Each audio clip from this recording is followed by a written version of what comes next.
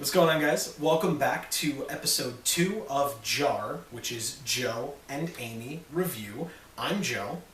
And I'm Amy.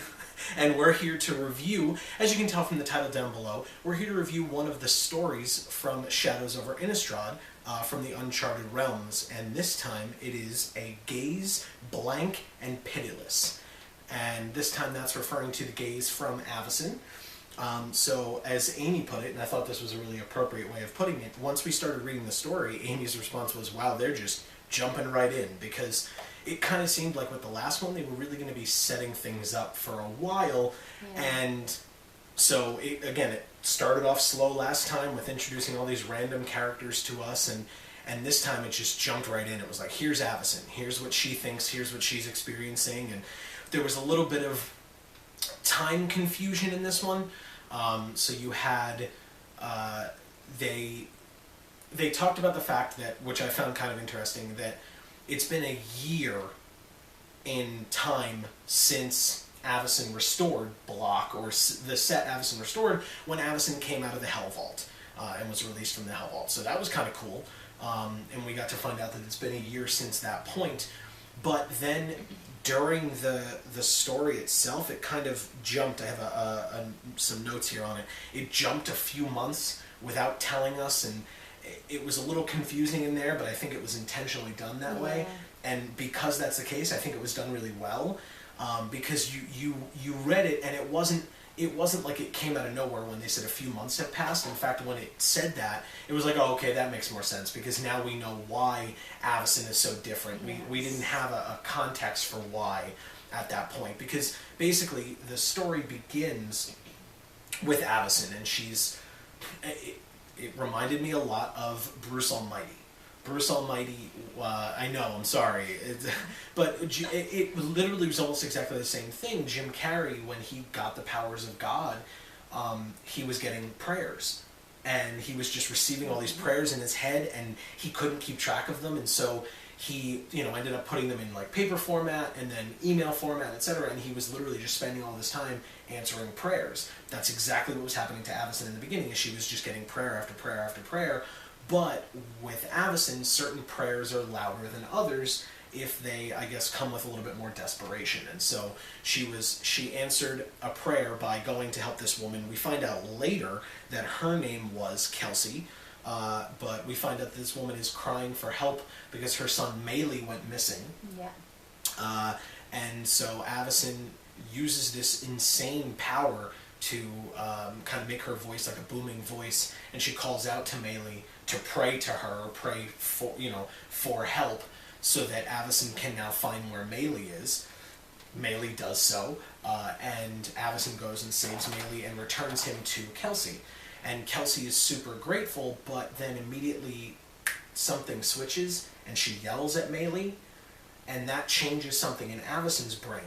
Again, we find out later from hearing from Kelsey, because it switches perspective about 4 or 5 times in this story, as opposed to last time, where it was literally just switching between the two huntresses. This time it switched multiple perspectives across multiple timelines. Which is kind of more what it did in the other stories. Right. The Oath of the Gatewatch ones did that a lot. Right, and I'm assuming it'll go back and forth. I guess the teaser for us is that the next one is about Jace, so it's possible that we will just hear from Jace's perspective next time, especially because it's Jace. I'm assuming they wouldn't necessarily need to be jumping away from him consistently. But so we heard from Avacyn's perspective. She saves Melee, but then when Kelsey gets so upset with Melee, something that happens to Kelsey, which she didn't know was going to happen. She wasn't kind of her own mind when she got that angry, she said, again, later on. And it kind of made Avacyn think. And again, if you want to draw parallels, it kind of took me to really any robot trope movie ever, with the robot overlords taking over. The Sentinels do it in X-Men. I think the robots in AI, I think it was, not AI, iRobot with Will Smith. They do the same thing there, where it's like, the humans give them rules of protect us from these things until that artificial intelligence, or in this case, the angels, realize that, hey, wait a minute, you humans do that exact same thing that you want protection from, so to protect you from those things, we also have to kill you. And that's exactly what happened here, is that Avacyn... 2001: A Space Odyssey, yeah. It's all about. Right, exactly. It's very common, but that's kind of what Avacyn turns to say, and we find that out later when we are looking from Sigarda's perspective, because we finally, the angel, and we finally get to see evil Bruna, we get to see evil Gisela, and we get to see kind of evil Avacyn. And we get to see Sigarda, who's not kind of tainted by that evil yet, and kind of the teaser of the fact that Sigarda's like, okay, who can I get to fight on my side against these other angels? Because Sigarda knows she has to fight these angels now, even though she is a fellow angel and a sister, really in title only, to these other two, Bruna and Gisela, angels, and that she knows that Avacyn is so different from them. And we kind of even get her saying, like, I could take Bruna easily. Gisela would be a problem, and Avacyn, I'm not even in her league. Yeah. You know, so it's the, which is cool. Like, it's cool to see that, and again, probably foreshadowing to, you know, Sigarda may be the one who is now going in to say, humans, you need to help me, and we kind of got a glimpse of that with Arlen Cord mentioning that to the Huntresses. Stop hunting my pack, you're gonna need us. So right, so that kind of seems like, okay, now all of the humans are gonna team up with that one angel, and maybe some other angels, if there are any others that have the same mindset as her, and the werewolves, and maybe some other things as well, right. And they're gonna end up having to fight these crazy archangels who've, you know, decided to go on a murderous rampage. And hopefully we'll find out next time how Jace plays into this. Because Jace is, I mean, again, that's the teaser for next time, is that we get to start talking about Jace. And Jace is there looking for Soren, so it kind of reminds you that Jace is in play, Soren's in play, possibly, Nahiri's in play, possibly, Liliana. So all of these things kind of falling into place. Of course, well, and yet I'm just saying, because we've seen Avacyn. Right. So we have to see. Hopefully there's going to be a lot more angels too, because I think that'll be fun and cool. And in fact, that kind of goes to a point that I wanted to bring up when we were hearing from Sigarda, and she was talking about her other two sisters. Something that she remembered was she called back to one of her sisters that was killed she said thousands of years ago, or 1,000 years ago.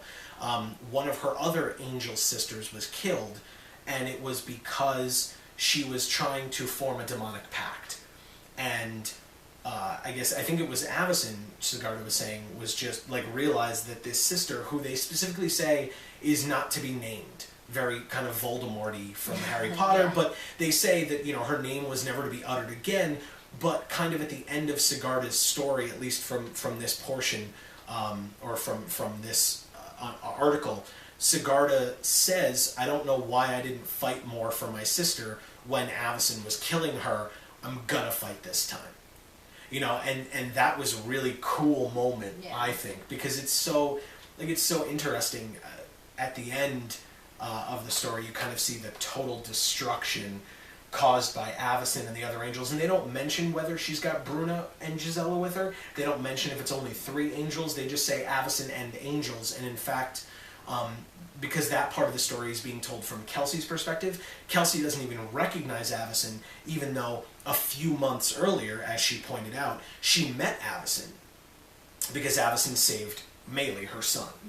Now Melee runs away. Is Melee going to come back up? Is Melee going to be the one to tell Jace that the angels are attacking?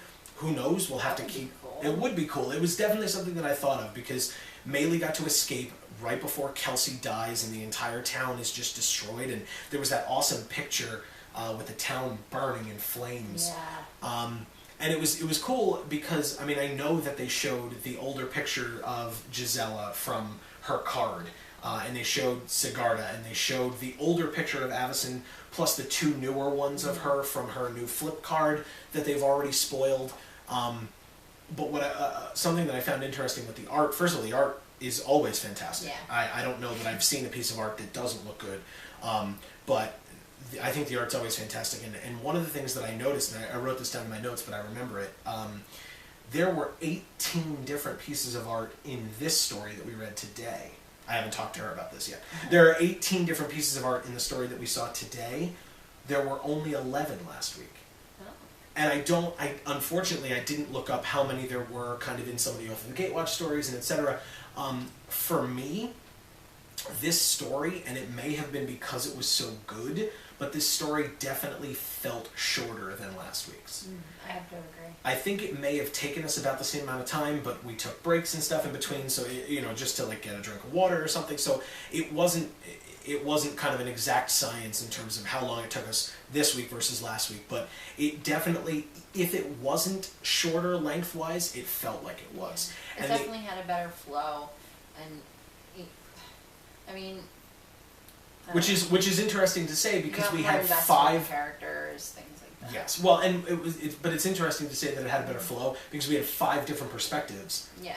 As opposed to 1/2 last week, because last week it was 2 different perspectives, but within the same place and time. Yeah. This time it was 5 or 6 different perspectives across months. It was and because they showed us kind of going back to what we were saying before, they showed us Avacyn in the beginning saving the child, and then the next time you see Avacyn, she's meeting up with Maysher, the priest guy. And she's meeting up with Maysher, and Maysher is he's praying. And one of the things that I find interesting is he mentions Micaeus. Maybe we'll see Micaeus again, maybe we won't. The last time we saw him, he was a zombie, and I'm not fully versed in the older story, so I don't know if he was kind of killed again, but because zombies are a thing doesn't mean that he can't come back, which is again also why I think that they might be bringing back the 1,000-year dead angel, because death is not final in this world. Yeah. So we'll see. Maybe that was just the thing that they used. They used that angel for Sigarda to say, you know what, I didn't fight for her, I'm gonna fight for this. Or maybe they're using it to say, like, look, you thought it was so bad. Yeah, you thought it was so bad that she did this demonic pact. Well, we're gonna help her. We're gonna save her. So I thought that was really cool. We're gonna pull her back up out of the grave, and she's gonna fight your ass. Yes, and now we haven't talked about this at all because it seemed to be disjointed from everything else, and yet was super interesting. At least to me, was Leont and his family. We haven't talked about that yet. That was sick.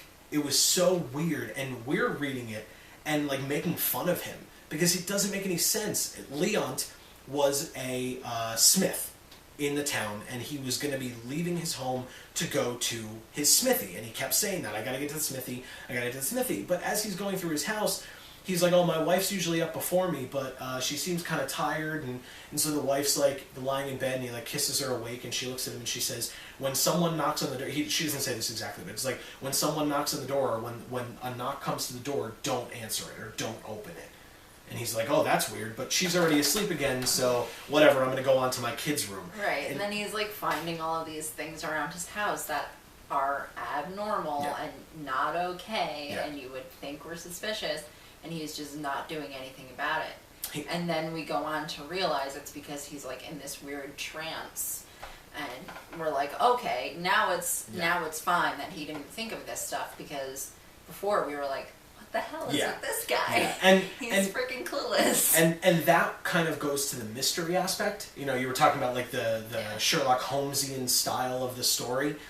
Something we talked about this earlier, but something that I mentioned to Amy earlier was there was not a single mention of the word investigate, investigation, clue, clues, nothing. Which is fine, and I think that's great. They still kept the mystery aspect of it. They still kept the dark, gritty aspect of it. That definitely didn't go away. I liked it better because it was more magic-oriented and less just,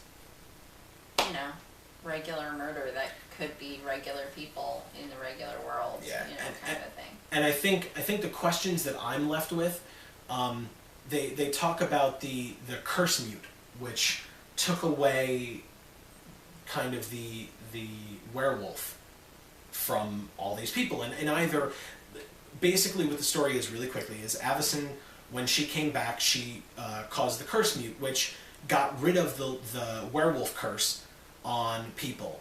Some people were cured entirely, which I guess including Leont until now in the story, but that's probably because Avacyn has changed, so that's a little different. Or she allowed them to become what are called Wolfir, which is kind of servants of Avacyn who are more human werewolves, and kind of keep their mental faculties. Right. And they're supposed to be there to, help the people of the town or whatever it is. Well, they were there to be servants of Avacyn, which is why it's very interesting, because now Avacyn's evil. We haven't seen what will happen to her Wolfir servants yet. Oh, see, that didn't even occur to me. Yes, so that will hopefully be coming in some way, shape, or form. I trust them enough to answer that plot thread. Yeah. I don't think they would just ignore it. I think it'll come up. But I think that was very interesting on their part to have done that. The questions that I'm left with are, they don't make it clear what happened to Avacyn, why she changed. They don't make it clear what happened to Kelsey when she first gets mad at her son in the beginning, which is kind of when everything shifted for Avacyn, when she first got that blink of distrust in humans. And again, we find out from Kelsey towards the end of the story that it was that she was embarrassed by that anger. She was embarrassed that she got that angry, and that it was not something that she had done intentionally. Mm-hmm. She felt like afterwards something had just washed over her and made her that mad. Yeah. But that stuff that you were mentioning just sounds like, okay, well, when they introduce Jace, he's gonna, investigate all of this stuff. Well, and based on the cards that have been revealed, which is, that's why it's so weird, right? The way that these stories work, and this is kind of one thing that I don't like about them, is that the stories are going to continue to be released up until 3-4 weeks after the set releases. Yeah. We're going to see every card in the set by then. We'll be able to read all of the flavor text. We'll be able to do all of that stuff. And it's a shame, because the stories are going to go in so much more detail, but it's going to spoil it for us. Right. So in Oath of the Gatewatch, Bonds of Mortality and Fall of the Titans spoil the fact that the Eldrazi get killed. Right. Because you know that they die now. As opposed to the story only came out 2 weeks ago, whereas we are now 2 weeks away from Shadows over Innistrad. So it's so weirdly disproportionate in the fact that, these stories are amazing, but I think there needs to be a way to get the stories out earlier. Yeah. And I mean, unfortunately for them, they would either have to double up the stories or release them earlier to be able to do that. But I think that they're doing a disservice to the fact that they're commenting on the fact that they care about the stories and they care about all this stuff, but they're not, they're letting you figure it out kind of piecemeal. They have the 5 main story points depicted in the cards like they talk about, but you don't have, that's kind of puzzle pieces with missing pieces in there. You have parts of it with missing pieces. So I think that would be really cool, is if they could actually do that and say, like, this is the story, and we know it ahead of time. Right. And the other thing that I think would be really cool... Because I think, too, for a new player, from my standpoint, I can say this, for a new player, that could almost help them a little bit in knowing what cards do what. Because they can think back to the story and be like, okay, and it's almost like a mnemonic device, because they can remember back to the story and say, okay, this is what happened in the story.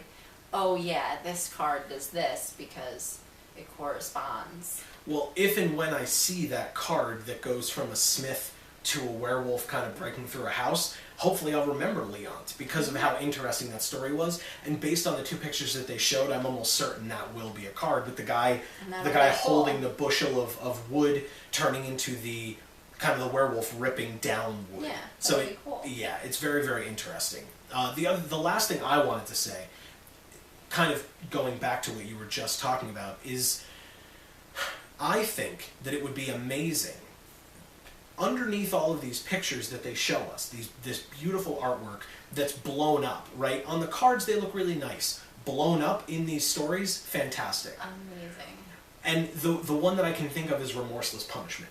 Because with Remorseless Punishment from the Oath of the Gatewatch story, I didn't know until that picture was blown up for me. I'd seen the card a bunch of times before I read the story.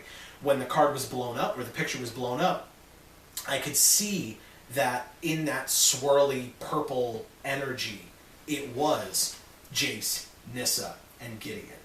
I didn't know that in the card. It was just a figure or a couple of figures. You know, one of them's holding their head, but that's all I could see. Right. It wasn't until you saw the big picture of it when you were scrolling on it on your computer or whatever.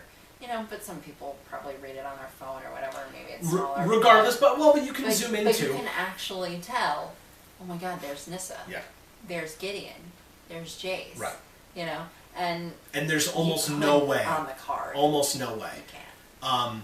So that, but the other thing is, I think, because when you see that picture underneath it, it lists the name of the card and the name of the artist underneath all the pictures. And you can ask Amy, every time that happens, I go and I kind of mouse over the name of the card, because what that does is that'll pop up a miniature version of the card.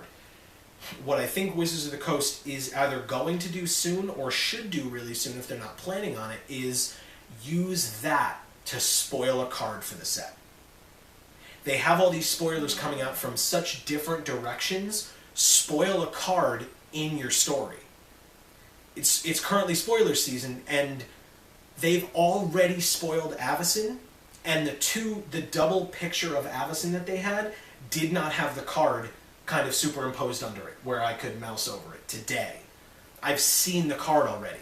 The story came out today. I don't understand why you can't have the name of the card there.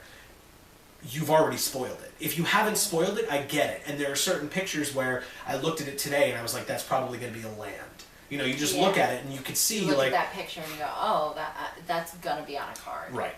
And the same thing with the double-faced, with Leont. Yeah. I'm assuming he's going to be a card. It wasn't superimposed under it, but I think it's going to be a card. But if you care enough about the story, and you want us to care enough about the story, spoil a card in there. Get people to actually either, you know what, look, if all it does is get people to scroll through and just look at the pictures, I can guarantee you some of the people who scroll through just to look at the pictures are going to go, why is this picture there? What does this mean? And then they're going to read even just that part of the story.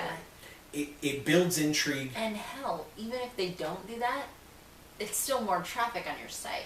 True. Even from a business standpoint. Yeah, even if they're not really reading the stories, it's still more people going to that website. Period. Yeah. So I think, like I said, I think they would do a disservice to themselves to not do that. So hopefully they will. But we'll have to wait and see. Just like we'll have to wait and see with the rest of these stories. I'm really looking forward to it. I'm looking forward to seeing what questions get answered, because I have a lot of them, but I think that's a good thing, because if I didn't have questions, it means I'm not invested. I just wouldn't care. Or it means that you're going to be reading stories and going, okay, when's it going to get to something I care about? As opposed to wanting to see what happens next. And there are going to be a lot more, as I mentioned this last time as well, there are going to be a lot more stories. I think this one, they really knocked it out of the park. I enjoyed the last one as well, and I said that, but this one, we had familiar characters, we had interesting stories. I loved it. So good job. Definitely, as always, I mean, Amy pointed out in the last one, you should check it out.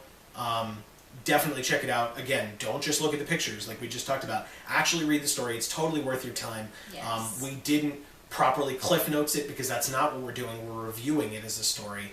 I think it was great.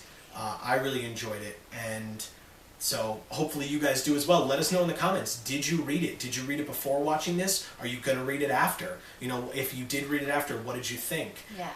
What are your theories on where it's going to go next? Yeah, or have you seen a card spoiled and flavor text kind of pointed you in a certain direction? Talk about that in the comments. You know, that's kind of interesting, and I haven't had enough time to really do that myself, so you guys might teach us something. So definitely go ahead and do that in the comments down below. Thank you, as always, for watching this video, for watching all of our videos.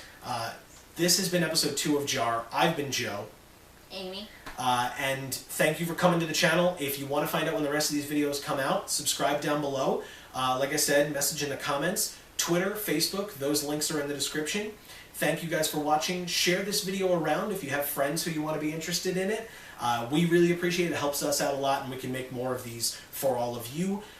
And as we always say, guys, in whichever video you watch next, we will see you all next time. Thanks, everybody.